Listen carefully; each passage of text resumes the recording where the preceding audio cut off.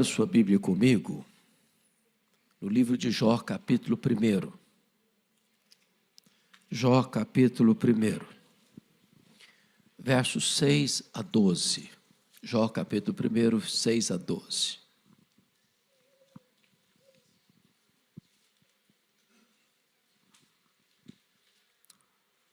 Num dia em que os filhos de Deus vieram apresentar-se perante o Senhor, veio também Satanás entre eles.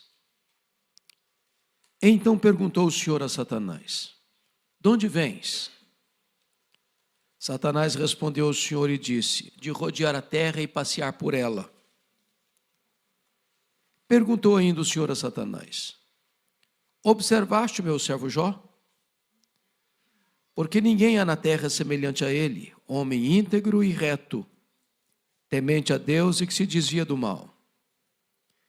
Então respondeu Satanás ao Senhor: porventura Jó debalde teme a Deus? Acaso não o cercaste com sebe a ele, a sua casa e a tudo quanto tem? A obra de suas mãos abençoaste, os seus bens se multiplicaram na terra. Estende, porém, a tua mão e toca-lhe em tudo quanto tem, e verás se não blasfema contra ti na tua face. Disse o Senhor a Satanás: eis que tudo quanto ele tem está em teu poder. Somente contra ele não estendas a tua mão. E Satanás saiu da presença do Senhor. Capítulo 2, versos de 1 a 6. Num dia em que os filhos de Deus vieram apresentar-se perante o Senhor, veio também Satanás entre eles apresentar-se perante o Senhor. Então o Senhor disse a Satanás: de onde vens? Respondeu Satanás ao Senhor e disse: de rodear a terra e passear por ela. Perguntou o Senhor a Satanás: observaste o meu servo Jó? Porque ninguém há na terra semelhante a ele, homem íntegro e reto, temente a Deus e que se desvia do mal. Ele conserva a sua integridade, embora me incitasses contra ele para o consumir sem causa. Então Satanás respondeu ao Senhor: pele por pele, e tudo quanto o homem tem dará pela sua vida. Estende, porém, a tua mão, toca-lhe nos ossos e na carne, e verás se não blasfema contra ti na tua face. Disse o Senhor a Satanás: eis que ele está em teu poder, mas poupa-lhe a vida. A Bíblia relata esse episódio de Deus reunido com seus filhos. Aqui eu quero crer que são os anjos. E eu quero crer que esta reunião aconteceu nas regiões celestes. E sem explicações, a Bíblia diz que Satanás apareceu por lá. E é curioso que é Deus quem dá o pontapé inicial na conversa, perguntando a Satanás: de onde vens? Satanás respondeu: de rodear a terra e passear por ela. Satanás é uma espécie de turista inveterado. Ele anda por aí, está de olho, está antenado, está procurando uma brecha, procurando alguém para devorar. E Deus cutuca outra vez e pergunta assim: observaste o meu servo Jó? E Deus dá o currículo de Jó: homem íntegro. Íntegro é aquilo que você é com a porta do quarto trancada. Só Deus está vendo. Homem reto, reto é aquilo que você é em público, todo mundo está vendo. Homem temente a Deus, princípio da sabedoria. Homem que se desvia do mal, deliberadamente santo. Satanás poderia ter respondido: bom, eu ando meio ocupado, agenda meio lotada, tem outras prioridades, quem sabe um dia eu boto os olhos nele. Mas não foi a resposta de Satanás. Satanás respondeu para Deus assim: também puderas. Desse jeito aí é muito fácil te adorar. Tu tens abençoado a vida dele, tu tens cercado a casa dele com a grande muralha de proteção. Tudo que esse homem bota a mão vira dinheiro. desse jeito aí, é muito fácil te adorar. E Satanás está insinuando aqui duas coisas. Primeiro, Satanás está insinuando que ninguém adora a Deus por quem Deus é, apenas por aquilo que Deus dá.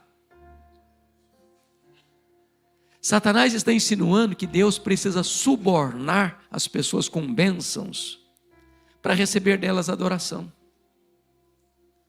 Satanás está insinuando que as pessoas só adoram a Deus porque descobriram que religião dá lucro. Que elas adoram a Deus pelas dádivas de Deus e não pelo caráter de Deus.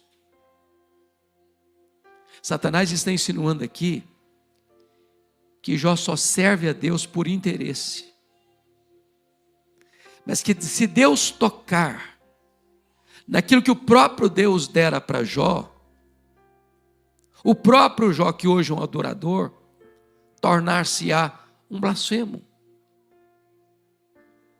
E ele levanta aqui duas teses. Primeira tese: ninguém ama mais a Deus do que o dinheiro. Segunda tese: ninguém ama mais a Deus do que uma família. Jó diz para Deus: toca no que ele tem. O que um homem tem? Um homem tem bens, um homem tem família. Sem que Jó soubesse, Deus constitui Jó em seu advogado na terra e coloca nas mãos de Jó a defesa da sua reputação e diz para Satanás: pode tocar no que ele tem, só não pode tocar na sua vida. Em outras palavras, Satanás é um ser limitado, ilimitado por Deus.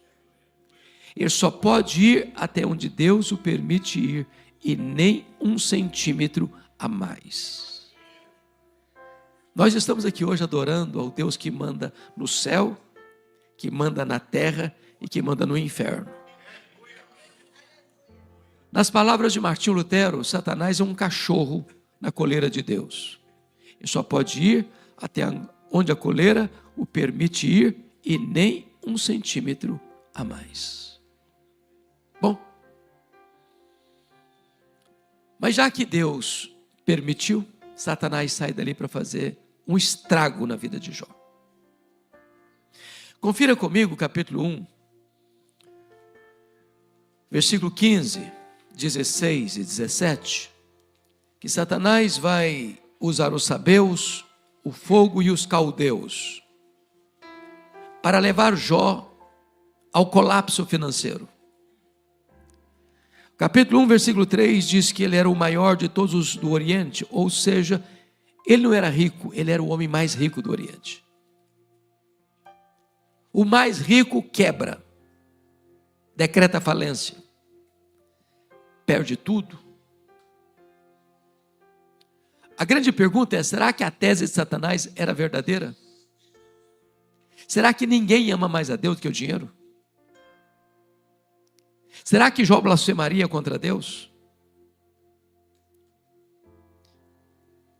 Jó está falido. E a resposta está no capítulo 1, verso 21. Quando está escrito assim: ao saber da notícia, Jó diz: nu saí do ventre da minha mãe, nu eu voltarei. Sabe o que ele está dizendo? Eu não trouxe nada para este mundo, eu não vou levar nada deste mundo, portanto o que eu ganhei entre o berço e a sepultura não é a razão da minha vida. E Jó derrota aqui a primeira tese de Satanás. Ele prova que ele ama mais a Deus do que as riquezas. Mas ainda tem um outro ponto. A tese de Satanás é que ninguém ama mais a Deus do que a família. Jó era um pai exemplar, um pai presente, um pai intercessor, um pai que velava pela vida espiritual dos filhos. E agora os seus 10 filhos estão numa festa e acontece um acidente. E todos os 10 filhos morrem no mesmo acidente. Para um homem que já está falido financeiramente, agora sofre o duro golpe do luto e tem que enterrar no mesmo dia os seus 10 filhos. Eu pergunto para vocês, como é que um pai se ergue das cinzas? Como é que recomeça a vida? Como é que ele se levanta? Não é natural pai enterrar filhos? Será que Jó blasfemaria contra Deus? Será que a tese de Satanás é verdadeira? Ninguém ama mais a Deus do que a família. Quando Jó recebe a notícia, no mesmo dia do seu colapso financeiro, que seus 10 filhos estão mortos, diz o capítulo 1, versículo 20, que Jó se levantou, rasgou o seu manto, rapou a cabeça, lançou-se em terra e adorou a Deus e disse: o Senhor o deu, o Senhor o tomou, bendito seja o nome do Senhor. Jó derrota a segunda tese de Satanás. Ele prova que ele ama mais a Deus do que a própria família. Jó prova que ele adora a Deus não por aquilo que Deus dá, mas por quem Deus é. Mas aí vem o capítulo 2. Deus está novamente reunido com seus filhos.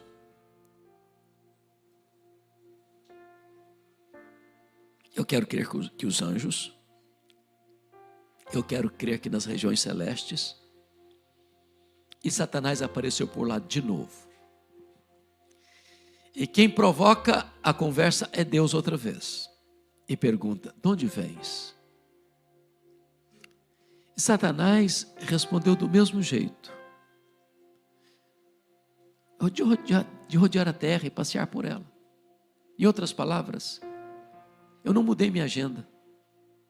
Estou fazendo o que eu sempre fiz. Estou por aí. Estou de olho. Estou antenado. E Deus provoca outra vez perguntando assim: observaste o meu servo Jó? E Deus dá o currículo de Jó sem mudar uma vírgula.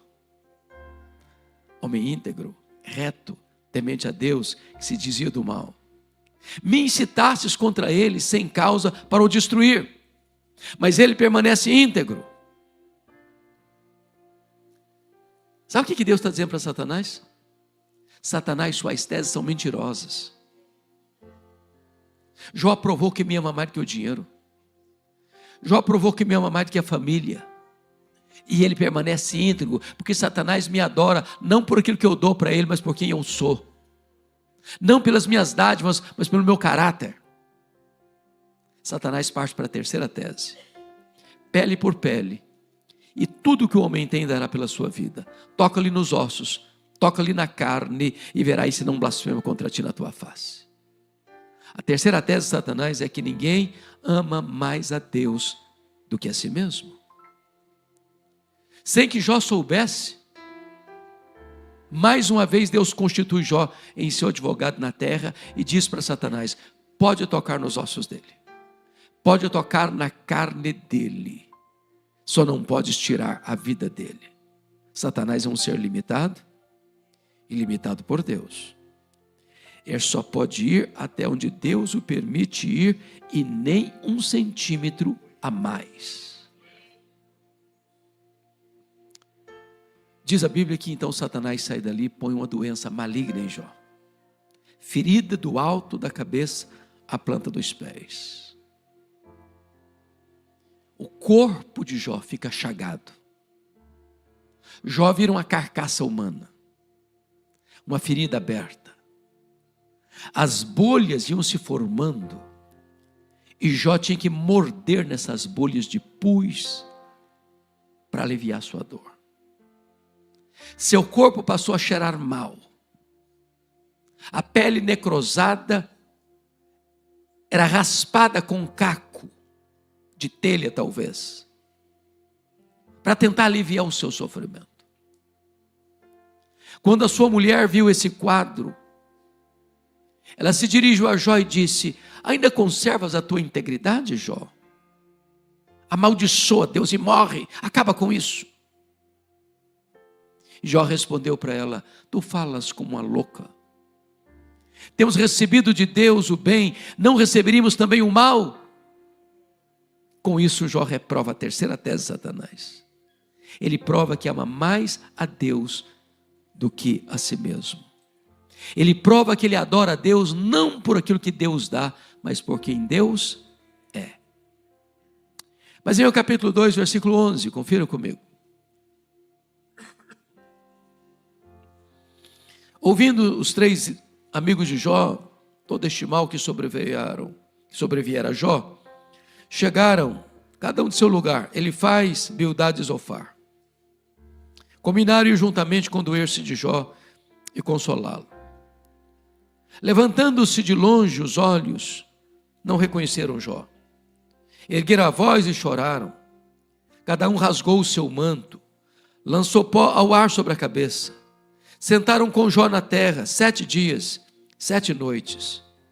Nenhum deles dizia palavra alguma para Jó, pois viam que a dor de Jó era muito grande. Então me permita uma pergunta. Esses homens eram amigos de Jó?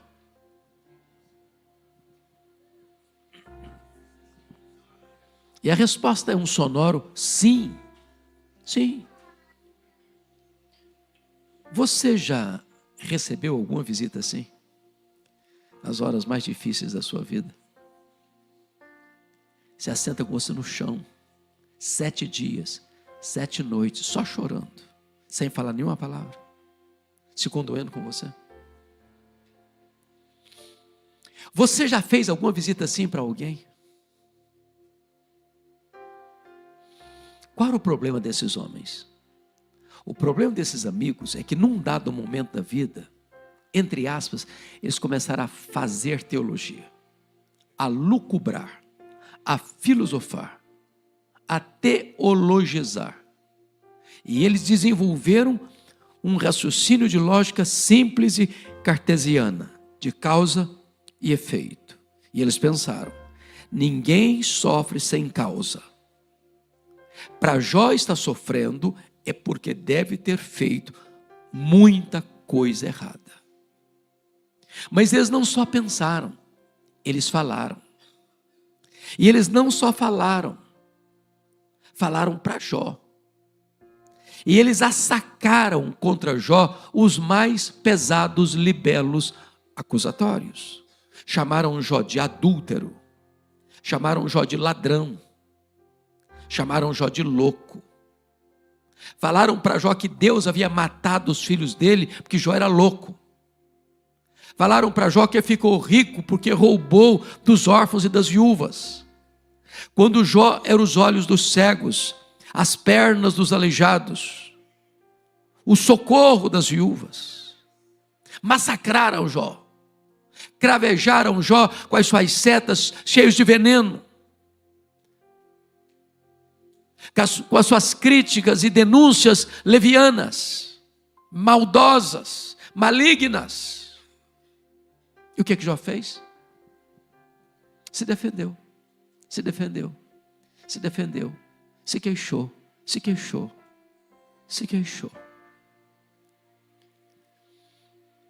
Jó fez o que você e eu faríamos. Jó levantou os céus 16 vezes a mesma pergunta. Por quê? Por quê? Por quê? Por quê? Por que eu estou sofrendo? Por que a minha dor não cessa? Por que eu perdi os meus filhos? Por que eu não morri no ventre da minha mãe? Por que eu não morri ao nascer?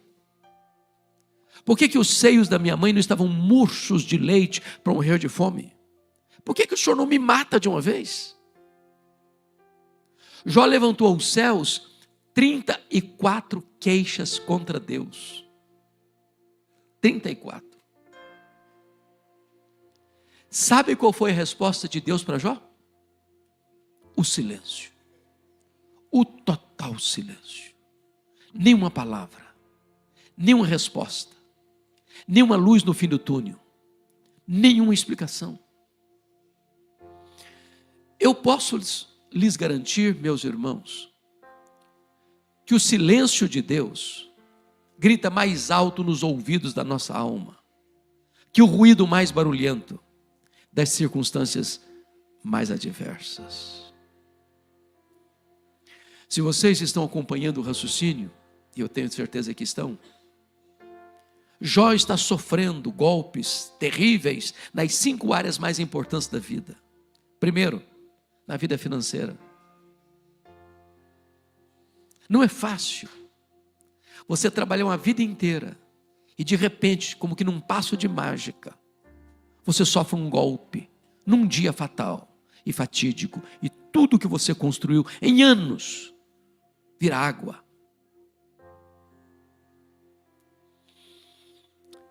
Quem nunca teve quase nada, ou perderam quase nada, já está acostumado a passar magrela na vida. Mas para um cara que foi o mais rico, de um dia para o outro perder tudo, tem gente que vira os punhos contra Deus, tem outros que blasfemam contra Deus, tem outros que dão um tiro na cabeça. Segunda área da saúde. Meus irmãos, não tem ninguém de nariz empinado numa cama de CTI, num hospital. A doença reduz o homem à humilhação. Ninguém é rico, muito rico, está lá entubado. Ele fica fraco, ele fica vulnerável. A doença põe o homem no seu devido lugar. Jó está chagado, uma dor que não cessa e não tem remédio que alivia. Terceira área, os filhos. Gente, não é natural pai e mãe sepultar filho. Como um médico disse para mim, um grande amigo, lá no Espírito Santo, tinha 2 filhos, caçula, um prodígio, passou em primeiro lugar em medicina, primeiro ano, uma leucemia agressiva, em menos de um mês o menino morreu. E o pai, caminhando com ele para o cemitério, ele me disse: pastor, o que eu não entendo e o que eu não suporto foi o meu filho ter furado a fila. Ele furou a fila. Não é natural. A quarta área é o casamento. Na hora que Jó mais precisou de apoio, porque todos o abandonaram, a sua mulher, em vez de estar do lado dele para consolá-lo, para ser uma alavanca, um bálsamo, uma aliviadora de tensões, ela disse para ele: para com isso, homem, chega, esse Deus não é digno de ser adorado em tamanha dor, amaldiçoa esse Deus e acaba com isso, morre. A quinta área que Jó sofreu golpe foi a área das amizades. Aqueles que deveriam ser um bálsamo tornaram-se vinagre nas suas feridas. Aqueles que deveriam consolá-lo tornam-se flageladores da sua alma. Aqueles que deveriam aliviar sua bagagem botaram mais peso sobre as suas costas. Quando eu olho para esse cenário, a sensação que eu tenho é que Jó perdeu tudo. Não tem mais nada. Jó está no fundo do poço. E quando você está no fundo do poço, só tem uma direção para olhar. É para cima. É para o alto. É para Deus. E do fundo do poço, diz a Bíblia, que ele arranca do peito um brado de esperança. E ele que já havia perdido tudo, não perdeu a sua fé.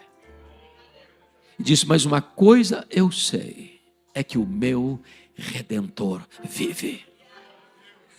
E eu verei o meu Redentor. E revestido esse meu corpo, eu verei o meu Redentor. Porque o meu Redentor inspira canções de louvor nas noites escuras. E quando ele arranca esse brado de esperança, Deus rompe o silêncio e começa a falar com ele. Mas quando Deus rompe o silêncio e começa a falar com ele, Deus não respondeu nenhuma das suas 16 perguntas. Deus não respondeu nenhuma das suas 34 queixas. Quando Deus resolve falar com ele, Deus faz para ele 70 perguntas. Todas retóricas. Revelando para ele a sua grandeza, a sua majestade, o seu poder, a sua soberania. E Deus pergunta para Jó: ô Jó, onde você estava quando eu lançava os fundamentos da terra? Ô Jó, onde você estava quando eu espalhava as estrelas do firmamento? Ô Jó, onde você estava quando eu cercava as águas do mar para elas não invadirem a terra? E Deus foi despejando em cima de Jó a sua grandeza, a sua majestade, a sua glória, o seu domínio, o seu poder. E diz a Bíblia que Jó foi se encolhendo, e se encolhendo, e se encolhendo, para descobrir as verdades mais importantes da sua história, que mudaram a sua vida. Verdades essas que podem impactar seu coração, o meu coração, o nosso coração, nesta tarde. Que verdades são essas? Vamos ao capítulo 42 para ver quais são essas verdades.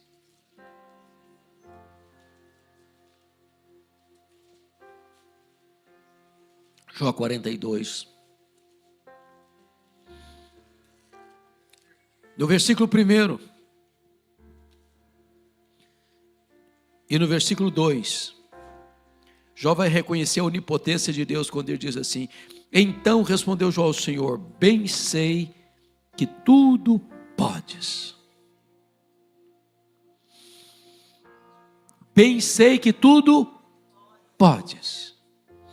Eu acho isso precioso porque você e eu temos limitações intransponíveis, como Jó também as tinha.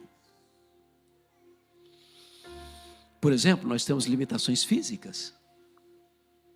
Gostando ou não, querendo ou não, o tempo vai esculpindo algumas rugas no nosso rosto indisfarçáveis. As meninas, mais inteligentes do que os homens, driblam isso um pouco melhor, com um bom cosmético. Às vezes acorda-se de manhã, é um caos. Usa um bom cosmético, vira um cosmos.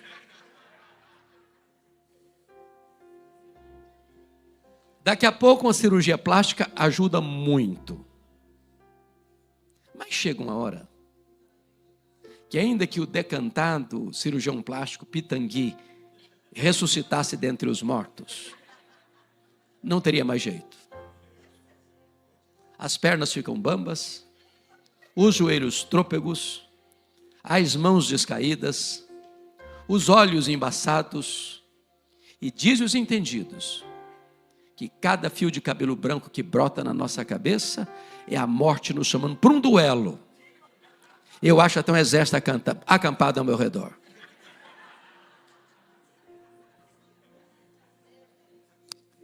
Temos limitações físicas. Nós temos limitações emocionais. Quantas vezes você já não gemeu e chorou nas madrugadas da vida? Dizer: meu Deus, eu não aguento mais. Eu não aguento mais.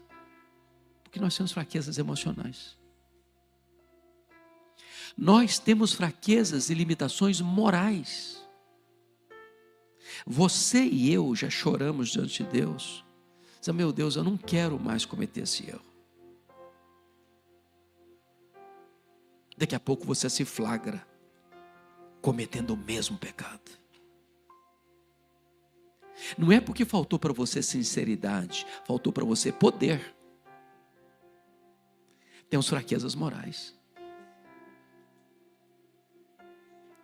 Mas mais, nós temos fraquezas espirituais.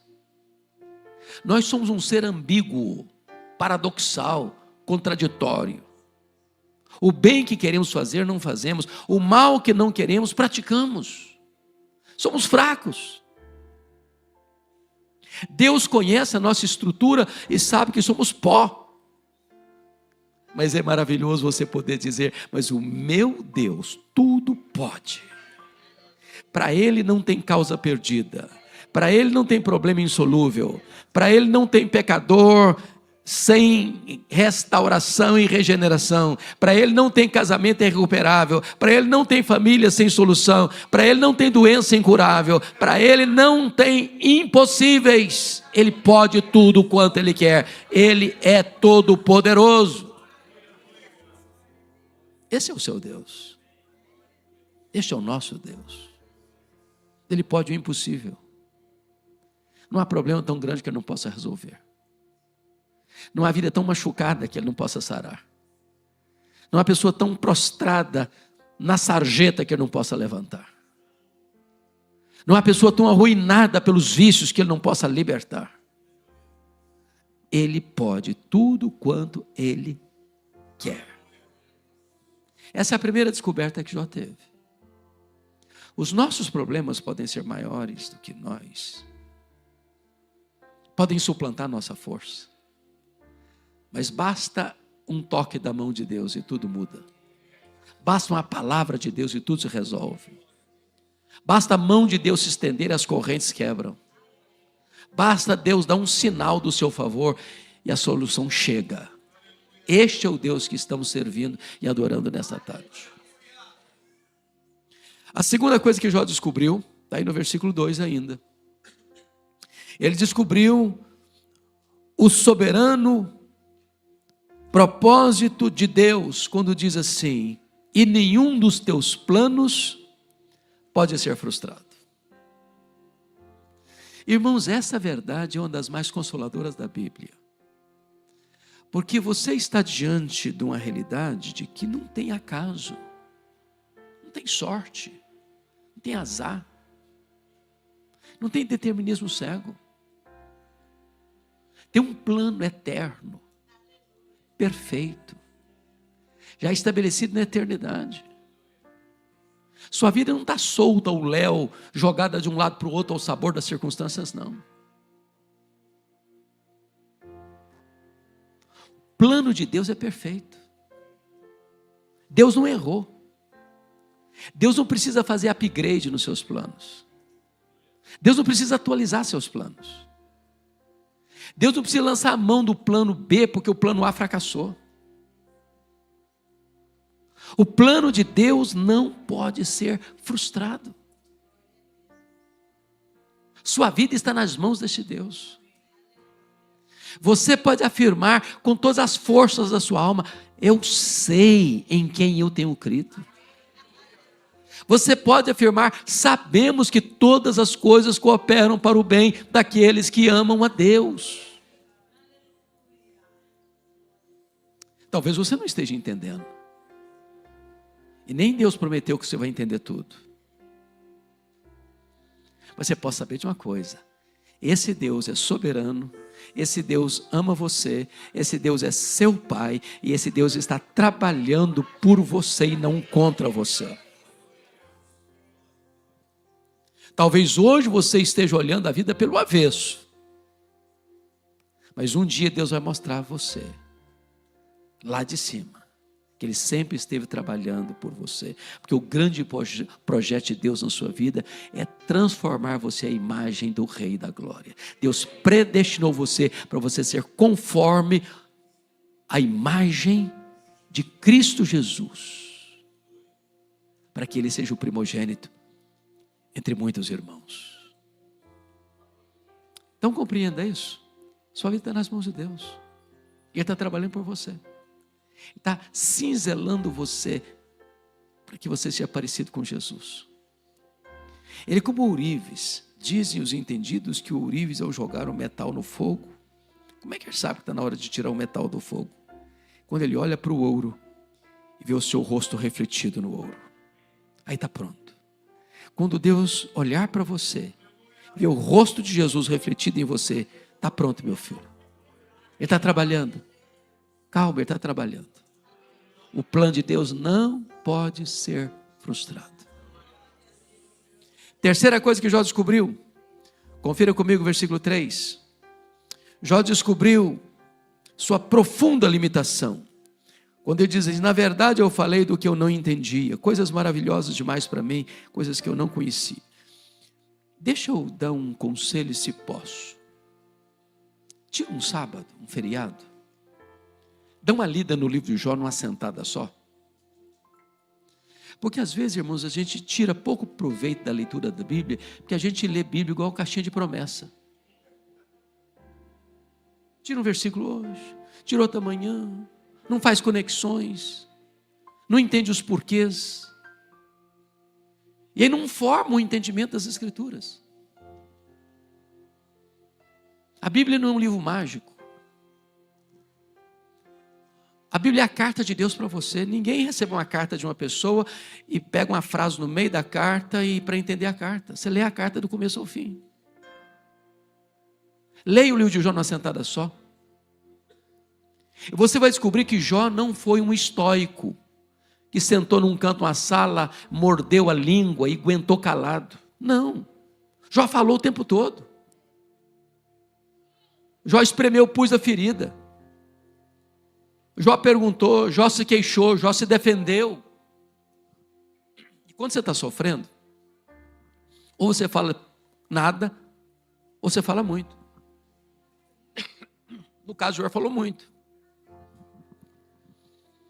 Agora, preste atenção aqui. Nem Jó, nem você, nem eu enxergamos no escuro. Nós não enxergamos na curva. Às vezes nós não entendemos o que está lá no final. Foi por isso que Jó se queixou. Agora Deus se revela a ele, Deus mostra clareza para ele, despeja em cima dele a sua grandeza, e Jó botou a mão na boca e disse, meu Deus, quanta coisa que eu falei sem saber. Lição aprendida. O sábio é aquele que sabe que quase nada sabe. Porque o que você não sabe é muito mais do que o que você sabe. Então, quando você encontrar uma pessoa que fica despejando em cima de você muita sabedoria, que sabe quase nada. Quanto mais você sabe, mais consciência você tem que quase nada sabe. O que faz barulho é lata vazia. Eu fui criado na roça. E daquela roça bem artesanal mesmo. Hoje já melhorou bastante. Mas quando você vai, por exemplo, quebrar uma roça de milho que está pronta para a colheita, você sabe a diferença entre uma espiga granada boa e um restolho, que só tem palha e sabugo. A espiga boa, ela se dobra, toda se dobra, ela se curva. O restolho, que só tem palha e sabugo, nunca se curva, fica empinadinho, empinadinho, empinadinho. Quando você vê uma pessoa muito empinadinha, pode saber, restolho. Só tem palha e sabugo.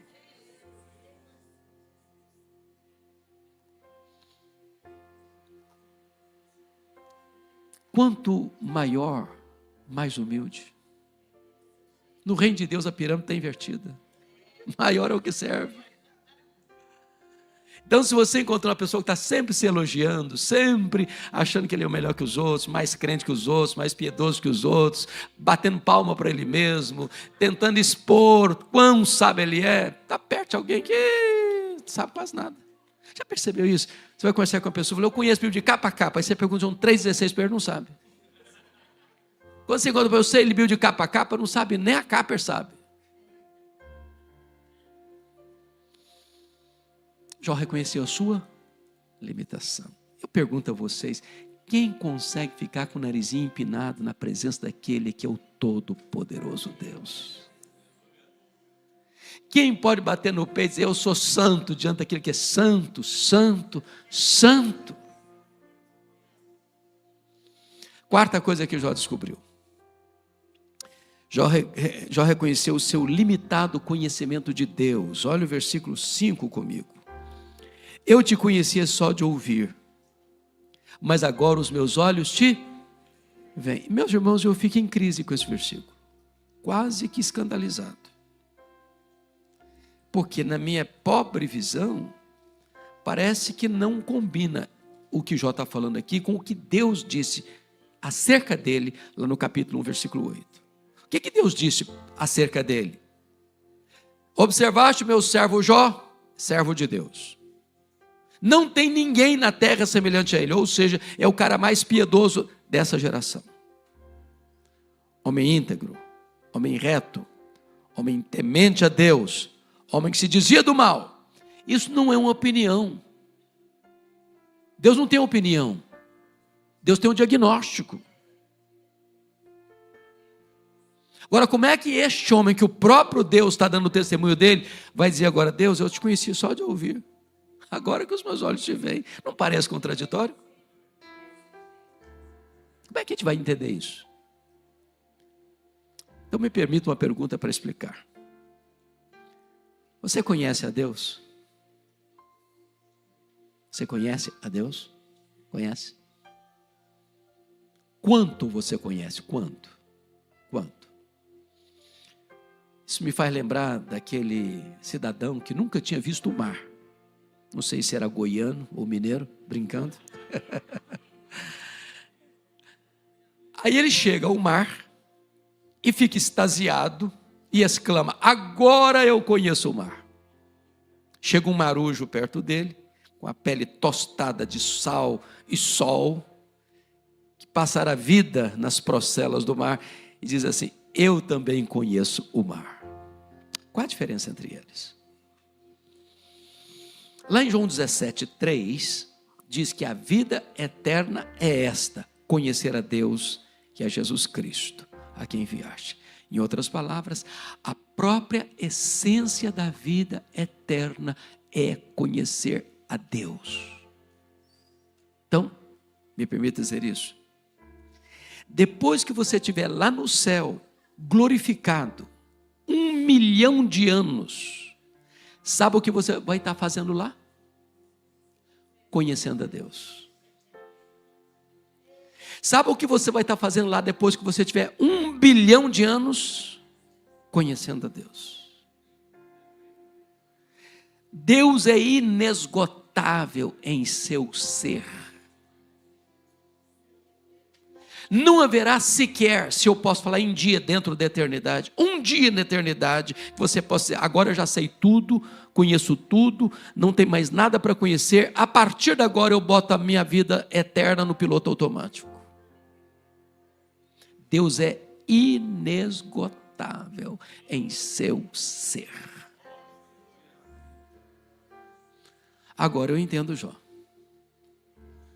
Ele só está arranhando a superfície. Tem muito mais. Tem infinitamente mais.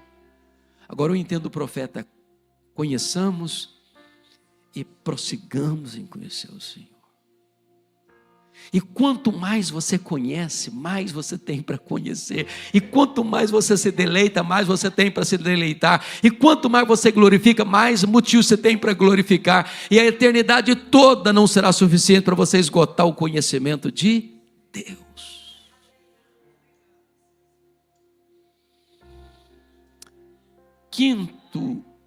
Quinta descoberta de Jó. Confira comigo, versículo 6. Por isso, eu me abomino e eu me arrependo no pó e na cinza. Jó reconhece a enormidade do seu pecado. Eu fico em crise de novo. Porque essa confissão, me abomino no pó e na cinza, combina com assassino, com ladrão, com corrupto. Mas parece que não fica bem na boca do homem que o próprio Deus diz que era o homem mais piedoso da sua geração. Como é que você vai entender isso?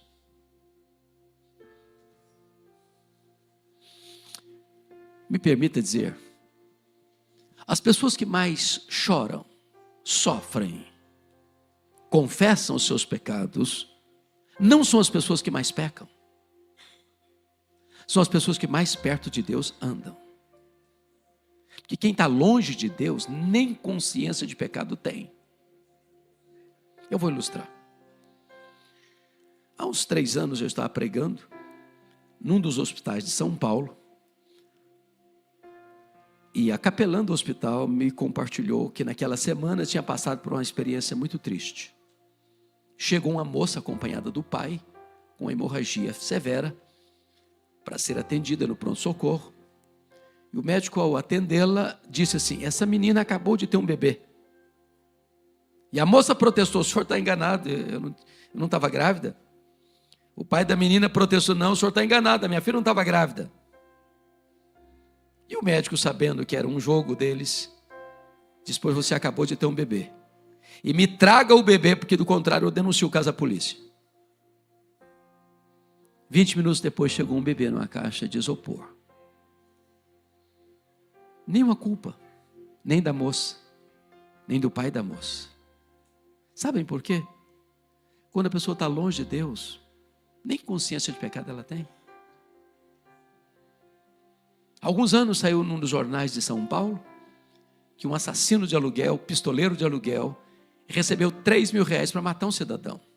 Esse cidadão nunca tinha feito mal para ele, nunca tinha falado mal dele. Ele recebeu o dinheiro, deu 5 tiros na pessoa, matou a pessoa, foi para casa, tomou um banho, jantou e dormiu. Nenhuma culpa. Que quando a pessoa está longe de Deus, ela nem consciência tem. O coração está completamente calcificado. A consciência está totalmente cauterizada pela culpa. Mas quando você está na luz, você olha e qualquer mancha incomoda você. Aí você sofre, aí você chora, aí você confessa o seu pecado. Quanto mais perto de Deus, mais consciência de pecado você tem. Então preste atenção nisso.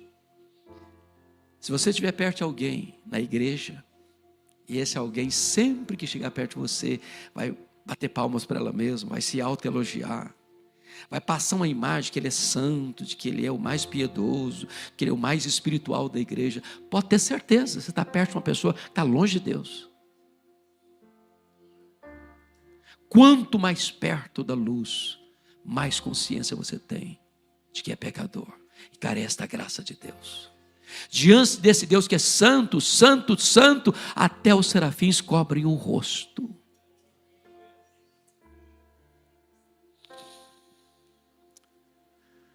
Pois bem, mas vamos para o versículo 10, porque o versículo 10 é a chave hermenêutica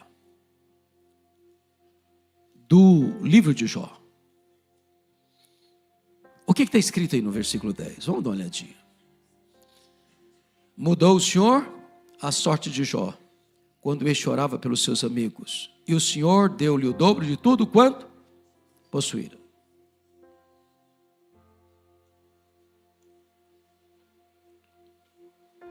Você já parou para perguntar por que Deus mudou a sorte de Jó quando ele orava pelos seus amigos? Já parou para fazer essa pergunta? Então deixa eu fazer uma pergunta para introduzir o assunto. O que você sente quando as pessoas falam mal de você? Você fica feliz? Qual a sua reação? Glória a Deus, porque estão falando mal de mim, que delícia. Eu vou até dormir melhor essa noite. É assim que você reage? O que vocês acham que Jó sentiu quando seus amigos disseram para ele: você é um ladrão? Na cara dele: você é um adúltero, cara. Você é um doido, maluco, louco. Você roubou dos órfãos, você roubou das viúvas. Deus matou seus filhos, você é um cara louco. O que vocês acham que Jó sentiu? Jó tinha sangue de barata? Já era um glorificado já? O que Jó sentiu? Dor, tristeza, humilhação. Por isso que ele se queixou, se defendeu. Sabe o que Deus está dizendo para Jó? Meu filho, saia dessa arena da defesa, entra na brecha da intercessão, Sabe por quê? Ninguém consegue orar por uma pessoa e ter mágoa dela ao mesmo tempo. Está lá em Jó, em Marcos 11, 25. Enquanto, Jó, você ficar remoendo a sua mágoa, se defendendo, não tem cura, não tem restauração. Então, meu filho, larga a mão desse negócio aí, vem para cá, começa a orar para esses caras. Eles estão machucando você, eles estão ferindo você, eles estão acusando você, eles estão massacrando você, eles estão passando você debaixo de um rolo compressor. Começa a orar por eles, começa a orar por eles, começa a interceder por eles. E essa mágoa vai saindo, essa zica vai saindo, essa fuligem vai saindo. E Deus restaura a sorte de Jó. E preste atenção. Deus restaurou as 5 áreas que Satanás tentou destruir na vida de Jó. Deus restaurou todas as 5. A partir do momento que ele se torna um intercessor dos seus acusadores. A primeira área que Deus restaurou foi a saúde dele. Confira o versículo 16. Jó foi não só curado, mas viveu mais 140 anos. Viu os filhos dos filhos até a 4ª geração. Eu acho que não ficou nem cicatriz, nem sequela. Eu quero dizer para vocês nesta tarde, que o Deus Jeová Rafá, o Deus que cura, está aqui nesta tarde. E Ele tem o mesmo poder. A segunda área que Deus restaurou foram as finanças. Olha o versículo 10. Deus lhe deu em dobro tudo o que antes possuíra. Olha o versículo 12. Assim abençoou o Senhor o último estado de Jó mais do que o primeiro. E se você comparar 1,3 com 42,12, Deus deu exatamente o dobro. Eu quero dizer para você que o Deus da restituição está aqui nesta tarde. E Ele pode restituir aquilo que foi perdido financeiramente em sua vida. A terceira área que Deus restituiu foram as amizades. Versículo 8. Deus disse para os acusadores de Jó, os amigos de Jó, assim: olha, vocês estão lembrados daquele cara que vocês criticaram? Pois é, aquele cara que vocês criticaram é mais justo que vocês. Então vocês vão ter que ir lá naquele homem que vocês criticaram, para aquele homem orar por vocês, para eu restaurar vocês. Eu vou ouvir a oração daquele homem que vocês criticaram. Sabe o que Deus está fazendo aqui? Honrando Jó, honrando Jó. Então note isso aqui, você não precisa se defender, você precisa andar com Deus. Porque quando você anda com Deus, quem criticou você vai ter que voltar a você e mudar de opinião a seu respeito. Quando você cuida da sua piedade, Deus cuida da sua reputação. Quarta área que Deus restaurou: o casamento. Alguns estudiosos dizem que Jó casou com outra mulher. Eu não creio assim, porque a Bíblia não declara. Se a Bíblia não declara, é porque certamente foi com a mesma. Agora, me permita fazer uma análise aqui. Imaginem vocês que o Jó fosse brasileiro. Só um pouquinho, só imaginar comigo rapidinho. Se o Jó fosse brasileiro. Quando ele estava numa magrela, a mulher dele disse assim para ele: morre, homem, morre, mas morre logo. Agora o Jó está curado. Agora o Jó está duplamente mais rico. O que vocês acham que ele falaria para ela agora? Morre, mulher, morre, mas morre logo. A fila andou, minha filha, a fila andou. Estou noutra agora. Não, mas não foi assim. Sabe por quê? Porque Deus é especialista em pegar cacos e fazer um vaso novo. Deus é especialista em pegar um coração machucado e ferido e restaurá-lo.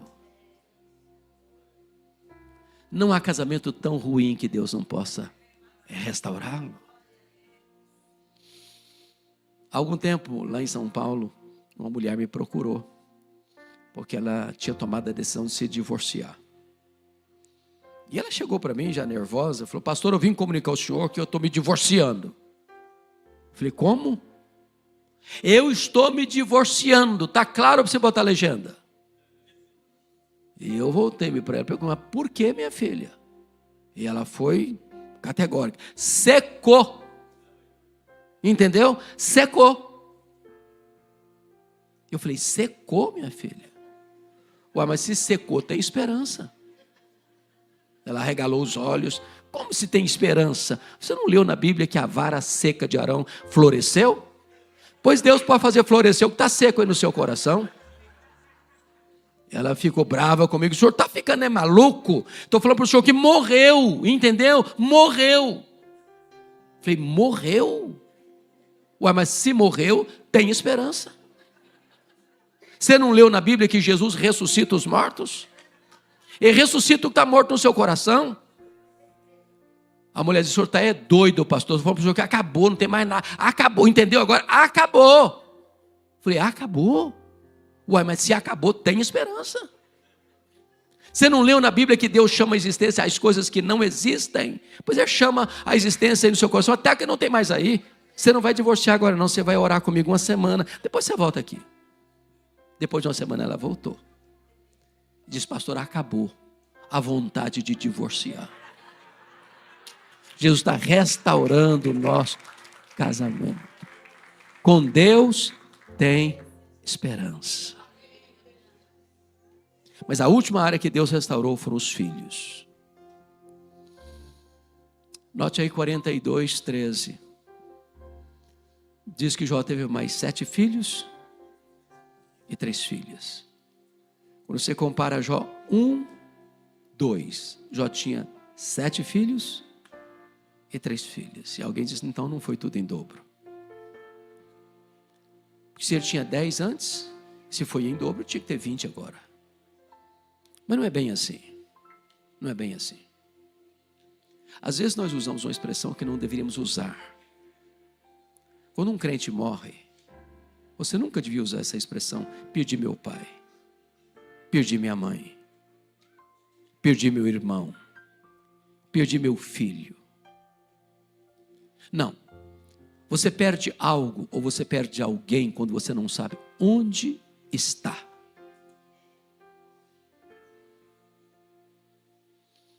Como aquele pai que tinha acabado de sepultar seu filho, e um amigo vai ao cemitério para lhe dar um abraço e diz: meus pêsames, fiquei sabendo que o senhor perdeu o seu filho.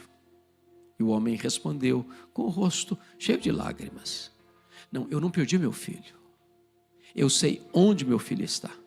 Eu sei com quem o meu filho está. O meu filho está no céu. O meu filho está com Jesus. Eu não perdi meu filho.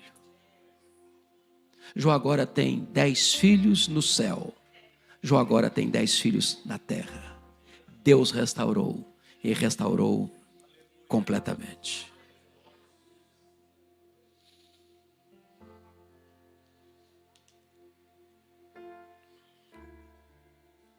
Sabe o que Satanás queria? Botar Jó longe de Deus. Sabe o que Satanás conseguiu? Colocar Jó mais perto de Deus. Sabem por quê? Porque os planos de Deus não podem ser frustrados. Sabe o que me impressiona no livro? Numa lida, numa sentada só? É que Deus restaurou Jó. Mas Deus não explicou para ele por que ele sofreu. Nós sabemos, ele não sabia.